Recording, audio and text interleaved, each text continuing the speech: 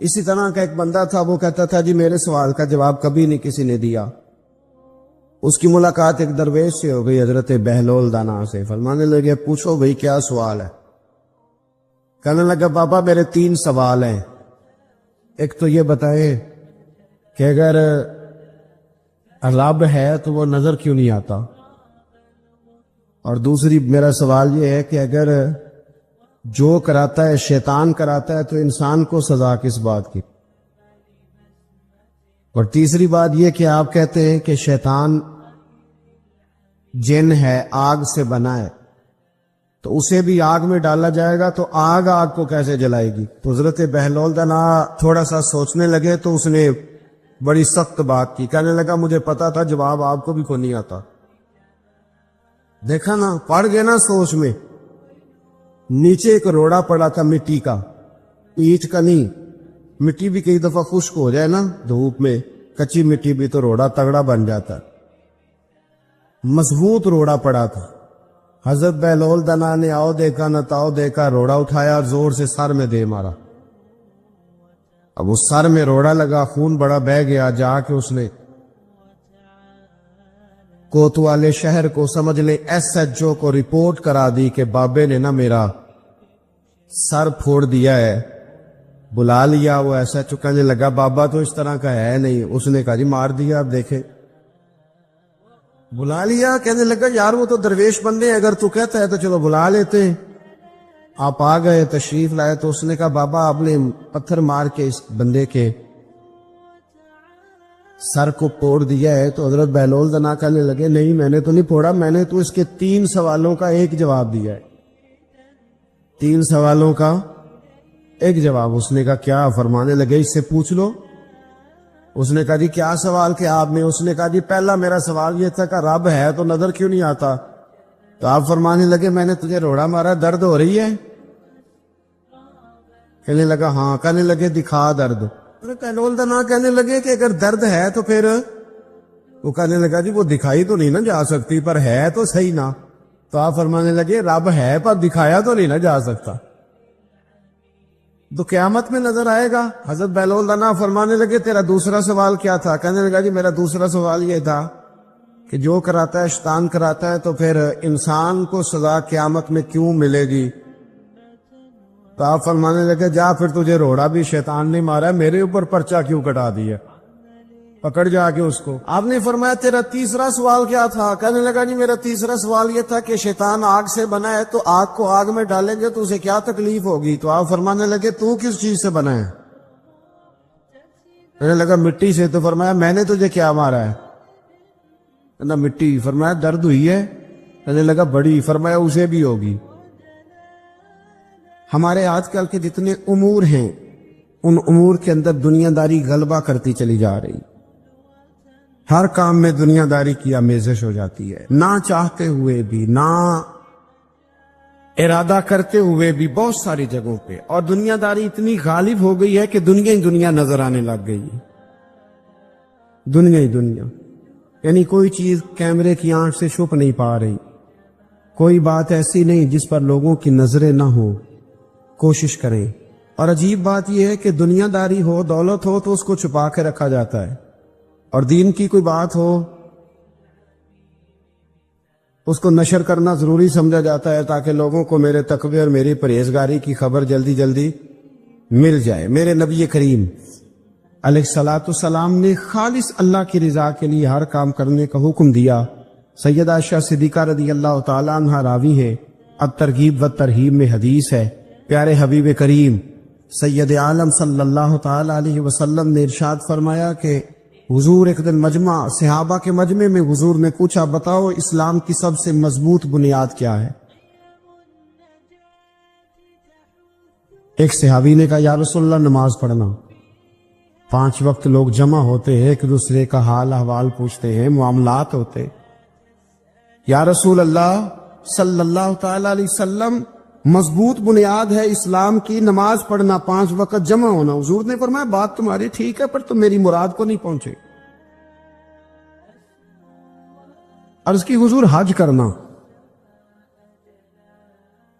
مختلف رنگ، مختلف نسلیں، مختلف قبیلے، مختلف بولیاں، لیکن جب حج کرنے پہنچے تو لباس بھی ایک ہی ہو گیا، گفتگو بھی ایک ہی، لبیک اللہم لبیک لبیک لا شریک لک لبیک ان الحمد والنعمت لک والملک لا شریک لک لبیک۔ ایک ہی صف میں کھڑے ہو گئے محمود و اجاز، نہ کوئی بندہ رہا نہ کوئی بندہ نواز۔ نبی رحمت سید عالم صلی اللہ علیہ وسلم سے عرض کی حضور یہ حج جو ہے نا اس میں بڑی یکسانیت ہوتی ہے، ہر رنگ ہر نسل کا آدمی ایک تسبیح کے دانے کی طرح ایک جگہ پہ پرو دیا جاتا ہے، تو لگتا ہے یہ اسلام کی مضبوط بنیاد ہے۔ محبوب فرمانے لگے بات تمہاری ٹھیک ہے پر تم میری مراد کو نہیں پہنچے۔ عرض کی حضور پھر زکوٰۃ صدقات خیرات اسلام کی مضبوط بنیاد ہے، کیوں؟ وہ اس لیے کہ غریب امیر کو دیتا ہے، امیر غریب کو دیتا ہے، اور غریب امیر سے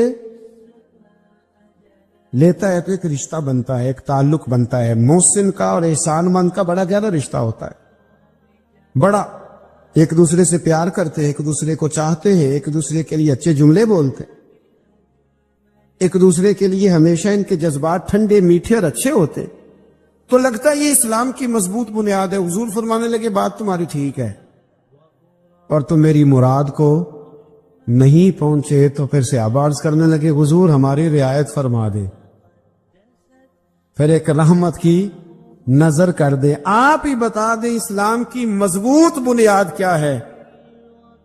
تو محبوب فرمانے لگے اسلام کی مضبوط بنیاد ہے اللہ کی رضا کے لیے کسی سے محبت کرنا۔ کس کی رضا کے لیے؟ خالص اللہ کی رضا کی۔ حضرت موسیٰ کلیم اللہ علیہ نبینا علیہ الصلوۃ والسلام پر اللہ کریم نے وحی فرمائی کہ اے موسیٰ، اے میرے کلیم، میرے لیے بھی کوئی کام کیا ہے؟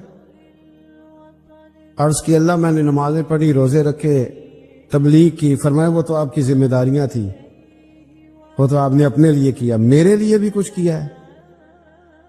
رب کریم نے پوچھا موسیٰ میرے لیے بھی کچھ کیا ہے؟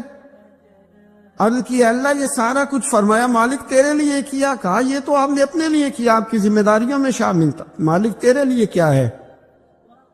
فرمایا کسی بندے سے محبت کی ہے کہ یہ اللہ کا بندہ ہے، کسی بندے سے محبت کی ہے کہ یہ اللہ کا بندہ ہے، یا کسی کے ساتھ تمہاری صرف اس لیے ناراضگی ہو کہ یہ اللہ کا نافرمان ہے، اللہ رسول کا دشمن ہے، معاذ اللہ بے ادب ہے؟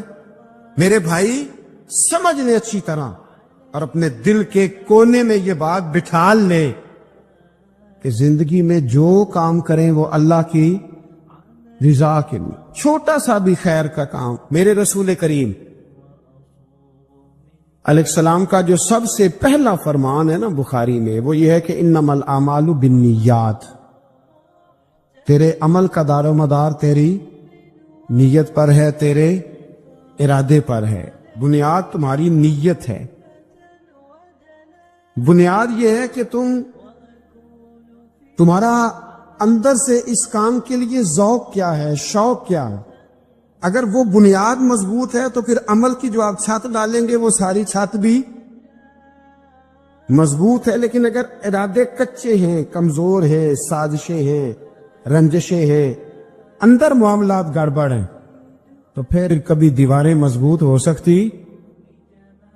نیتیں اچھی کریں، بڑی سادی مثال، بڑی صاف ستھری، مولا کائنات شیر خدا حضرت علی المرتضیٰ کرم اللہ تعالی وجہ الکریم نا، آپ ایک جگہ جنگ لڑنے کے لیے گئے، جہاد ہو رہا ہے۔ عرب کے جو لوگ ہوتے تھے وہ دشمن کو سزا بڑی سخت دیتے تھے، بعض لوگ مطالبہ بھی کرتے ہیں نا سخت سزا کا۔ ہمارا سرائکی کا ایک شاعر ہے،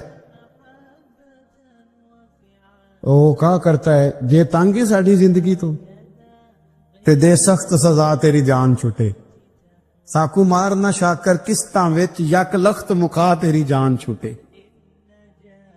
عرب کے لوگ نا سخت سزا دیتے تھے، سخت، وہ اذیت دیتے، کبھی انگلی کاٹ دیتے، کبھی ہاتھ کاٹ دیتے، مختار سقفی نے جب امام علی مقام رضی اللہ تعالیٰ عنہ کے قاتلوں کو قتل کیا تو زیادہ تر کی گردنیں نہیں کاٹی تھی، بلکہ اس نے ہاتھ پیر کاٹ کے لوگوں کو جنگلوں میں پھینک دیا تھا، تڑپ تڑپ کے لوگ مر گئے۔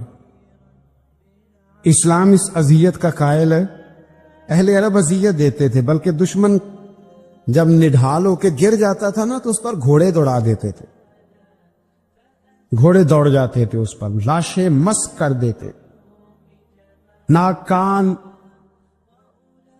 آنکھیں نکال ڈالتے تھے، ٹکڑے کرتے تھے وجود کے، اذیت دیتے تھے۔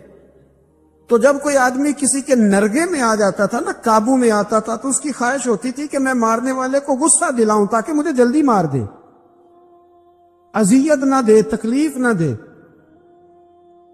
مجھے جلدی مار ڈالے، جلدی قتل کر ڈالے۔ یہ ان کا مزاج ہوتا تھا، رویہ ہوتا تھا۔ حضرت مولا علی شیر خدا کرم اللہ تعالی وجہ الکریم دشمن پر غالب آ گئے۔ جب غالب ہوئے تو اس نے معاذ اللہ حضرت علی پر تھوک دیا۔ کافر تھا، اس کا ارادہ یہ تھا کہ میں حضرت علی کو غصہ دلاتا ہوں تاکہ یہ مجھے جلدی مار دے، لیکن اسے نہیں پتا تھا یہ علی ہے، اسے نہیں خبر تھی کہ یہ جو خمیر ہے نا، ان کی تربیت مدینے والے محبوب نے فرمائی ہے۔ یہاں جو چمک دمک ہے اس کا رنگ ساری دنیا سے نرالا ہے، انوکھا ہے، شاندار ہے، وزادار ہے، کمال ہے۔ کہا حضرت علی پر معاذ اللہ میں یہ کام کرتا ہوں تاکہ وہ جلدی قتل کر دیں گے، لیکن جب اس نے مولا علی کی طرف یہ نازیبا حرکت کی تو حضرت علی نہ تلوار چھوڑ کے پیچھے ہٹ گئے۔ توجہ کرنا، رزلٹ دیکھنا، مولا علی پیچھے ہٹ گئے اور فرمانے لگے جا تو آزاد ہے۔ وہ کہنے لگا میں آزاد ہوں، کس طرح، کیسے؟ تو حضرت علی فرمانے لگے میرا تیرا ذاتی جھگڑا تو کوئی نہیں نا، نہ تو نے میری زمین پہ قبضہ کیا، نہ میرا مال لوٹا، نہ میری عزت پر ہاتھ ڈالا۔ میرا تیرا جھگڑا اللہ کی رضا کے لیے، خالص اس لیے کہ تو اللہ کی نافرمانی کر رہا، خالصتاً اس لیے تیرا اور میرا یہ جھگڑا ہے۔ باقی جہاں تک تعلق اس بات کا ہے کہ اب تو نے میری ذات شامل کر دی، اب تو نے مجھے تکلیف دے دی، اب تو نے مجھے اذیت میں مبتلا کر دیا۔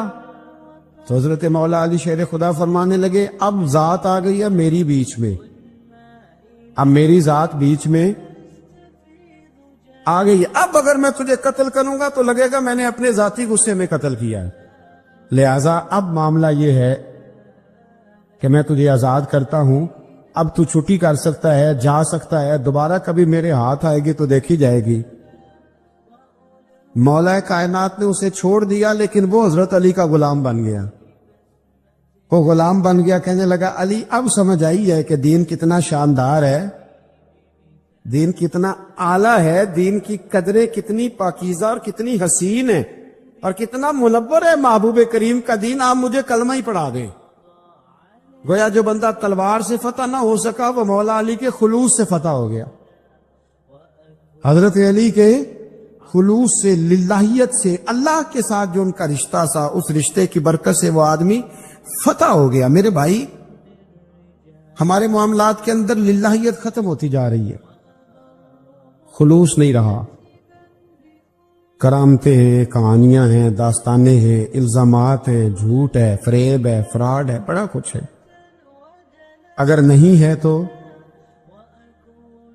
خلوص نہیں ہے، اگر نہیں ہے تو ہمارا اللہ اور اس کے رسول کے ساتھ رضا والا معاملہ نہیں ہے۔ کسی چیز کو اس کی حقیقت کی بجائے ہم تصورات کی دنیا میں جا کے، خیالات، توہمات اور افواہوں کی دنیا میں جا کے اس کو قبول کرتے ہیں۔ یاد رکھو، جن لوگوں کی زندگیاں اللہ کی رضا کے لیے تھی وہ لوگ بڑے اچھے تھے، بڑے خوش بخت تھے، بڑے خوش نصیب تھے۔ انہیں بدر کے میدان میں گردنیں کٹانے میں بھی بڑا ہی مزہ آیا تھا انہیں۔ اب دیکھیں نا، احد کے میدان میں جانے دینے میں بھی انہیں بڑا مزہ آیا۔ جب آدمی میں خلوص ہوتا ہے تو اس کے لیے جان قربان کرنا بھی آسان ہو جاتا ہے، لیکن جب خلوص نہیں ہوتا پھر گفتگو ہوتی ہے، پھر باتیں ہوتی ہیں، پھر داستانیں ہوتی ہیں، پھر کہانیاں ہوتی ہیں، پھر لب و لہجہ ہوتا ہے، پھر منصوبہ سازی ہوتی ہے، پھر ہیلے بہانے، پھر سغرے کبرے جوڑ کے لوگ کہانیاں اور داستانیں بناتے ہیں۔ خلوص اور للہیت کے ساتھ اللہ کی بارگاہ میں جھکے، عبادتوں کا، ریاضتوں کا، تلاوتوں کا جتنا اللہ ہمیں موقع دیتا ہے اس میں خلوص شامل کرنے کی کوشش کریں، للہیت شامل کرنے کی کوشش کریں، اللہ کی رضا شامل کرنے کی کوشش کریں۔ میرے نبی رحمت صلی اللہ تعالی علیہ وسلم نا حضرت معاذ ابن جبل کو جب یمن کے لیے روانہ کرنے لگے تو رسول پاک علیہ السلام نے بڑی نصیحتیں فرمائیں۔ ان نصیحتوں میں درد بڑا تھا، کیوں؟ اس لیے کہ حضور نے انہیں بتلایا تھا کہ جب تم واپس آؤ گے تو میری تمہاری ملاقات نہیں ہوگی، تم میری قبر سے گزرو گے۔ اکھاں جدوں میٹیاں زمانہ مینوں روے گا، اپنا تے اپنا بیگانہ مینوں روے گا، جدوں نہ میں دسیا میں خاراں نوں میں خانے وچ، جام ٹوٹ جان گے تے میں خانہ مینوں روے گا۔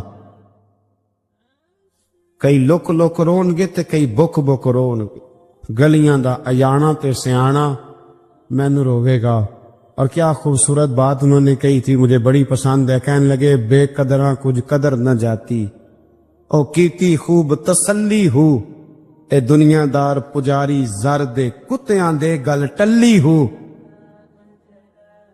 بک بک روسن اکھیاں تکیو ویکھ حویلی کلی ہو، تے کوچ نصیر اساں جدو کیتی پھر پہ جانی تھر تھلی ہو۔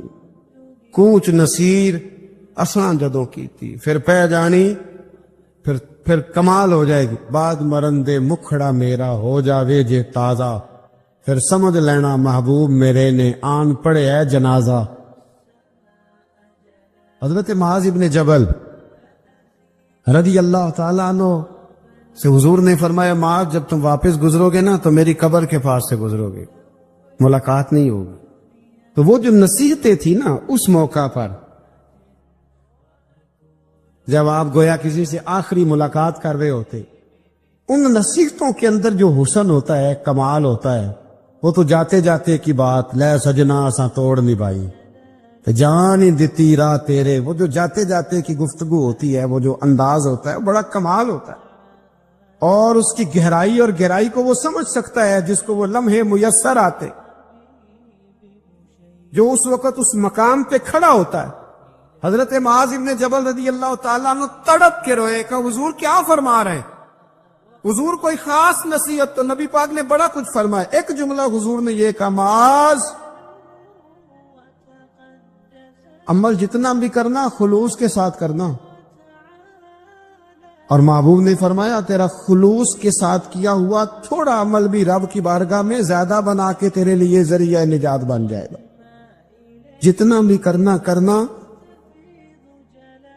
خلوص کے ساتھ کرنا، بولیے خلوص کے ساتھ کرنا، للہیت کے ساتھ کرنا، اس کے اندر کوئی کمزوری نہ آنے پائے، للہیت کے ساتھ، خلوص کے ساتھ، رواداری کے ساتھ، پیار کے ساتھ کرنا۔ میرے بھائیوں، یہ سمجھنے کا مقام ہوتا ہے کہ جب ہم اللہ اور اس کے رسول صلی اللہ علیہ وسلم کی رضا کے لیے کوئی عمل کرتے ہیں تو اس کا بھی ہمارے دل کو پتہ ہوتا ہے۔ آپ فرماتا ہے اللہ ولی الذین آمنوا، اللہ مومنوں کا مددگار ہے، یخرجہم من الظلمات الی النور، وہ انہیں اندھیروں سے نکالتا ہے اور نور کی طرف روشنی عطا فرماتا ہے۔ اندھیروں سے نور کی طرف اللہ لاتا ہے۔ اللہ ولی، اللہ مومنوں کا ولی ہے، وہ انہیں اندھیروں سے نور کی طرف نکالتا ہے۔ ہدایت ہمیشہ اللہ کی طرف سے سمجھے، جب وہ نماز کی توفیق دیتا ہے تو اپنے فضل سے دیتا ہے، جب وہ ذکر کی توفیق دیتا ہے تو اپنے فضل سے۔ ہم سمجھتے ہیں ہو جی فلانا نہیں پڑھ رہا بڑا بیوقوف ہے، فلانا نہیں پڑھ رہا تو کیا اپنی عقل کے طور پہ پڑھ رہا؟ میں جی اللہ کے فضل سے 2 پارے پڑھتا ہوں تو کس پہ احسان کرتے تو 2 پارے پڑھ کے رویا کر کہ اگر مالک تو بڑا قریب نہیں۔ بڑے لوگ ہیں جن کو پورا قرآن حفظ ہے پر انہیں پڑھنے کی توفیق نہیں، تو انہیں فضل کیا اور مجھے توفیق دے دی ہے پڑھنے۔ رویا کر، پڑھ کے رویا کر، راتی ساری کر زاری، ਉਹ ਨੀਂਦ ਅੱਖਾਂ ਥੀ ਧੋਂਦੇ ਤੇ ਫਜਰੇ ਉਹੀ ਗੁਨਾਹਗਾਰ ਕਹਾਵਨ ਸਭ ਤੋਂ ਨੀਵੇਂ ਹੁੰਦੇ।